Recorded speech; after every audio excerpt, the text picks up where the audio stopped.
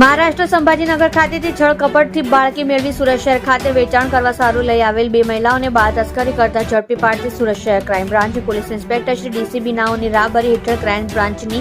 અલગ અલગ ટીમના માણસો સાથે વર્કઆઉટમાં હતા. દરમિયાન ક્રાઇમ બ્રાન્ચના પોલીસ માણસોને હકીકત મળી આવેલ કે બે મહિલાઓ એક નવજાત બાળકીને કોઈ જગ્યાએથી લઈ આવી સુરત શહેરમાં વેચવા માટે પ્રયત્નો કરી રહેલ છે. વિગેરે મતલબની હકીકત આધારે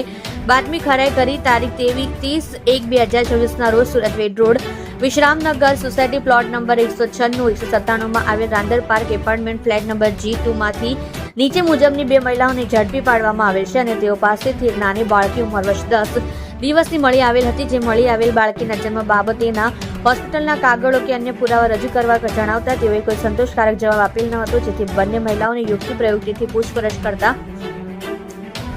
તેઓએ સદર બાળકી મહારાષ્ટ્ર સંભાજીનગર ખાતેથી એક બેન પાસેથી મેળવીને સુરત શહેરમાં વેચવા માટે આવેલ હોવાનું જણાવતા બંને મહિલાઓ અંજલિબેન તે નિર્મલભાઈ શોભાલાલ મિશ્રાની પત્ની ઉંમર વર્ષ 39, ધંધો ઘરકામ, રહેવાસી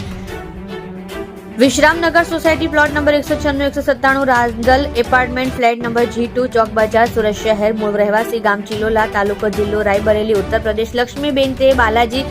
રકમાજી સોનવણેની પત્ની ઉંમર વર્ષ 44, ધંધો સાડી કટિંગનો, રહેવાસી P1. સુમન વંદન પ્રધાનમંત્રી આવાસ વણકલા જહાંગીરપુરા સુરત શહેર, મૂળ રહેઠાણ ગામ કુંડન, તાલુકો શિલ્લોડ, જિલ્લો સંભાજીનગર, ઔરંગાબાદ મહારાષ્ટ્ર વિરુદ્ધમાં ચોક બજાર પોલીસ સ્ટેશનમાં ગુનો નોંધી કાયદેસરની કાર્યવાહી કરવામાં આવી.